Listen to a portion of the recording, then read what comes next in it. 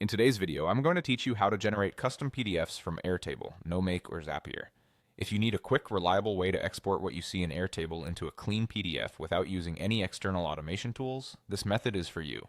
We'll be using Airtable's built-in print to PDF capability, which is manual and basic, but perfect for snapshots, reports, or simple handouts. Start by opening the specific view in your Airtable base that shows the information you want to share. A view is just a filtered, formatted way of looking at your table. Think grid, gallery, Kanban, or calendar.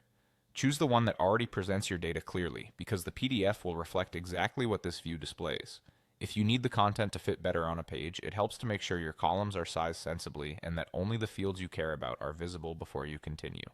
Next, look for the View menu dropdown near the view's name and select Print View.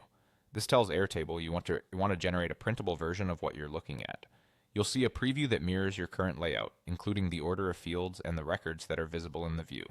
What you see here is what the PDF will capture, so take a moment to confirm that the arrangement looks right and that any large text or images won't get awkwardly cut off across pages. Your browser will open its print dialog. In the Destination or Printer section, choose Save as PDF. This is the key setting that converts the printable page into a file on your computer rather than sending it to a physical printer. Depending on your browser, you can also adjust options like orientation and scale to make your content fit more comfortably onto the page. Landscape is often helpful for wider tables, while portrait works well for narrower layouts. If the preview shows multiple pages, scroll through to confirm the page breaks look reasonable. When everything looks good, click Save. Choose a folder and give your file a clear descriptive name, something like the project, the view name, and today's date, so you can easily find and reference it later.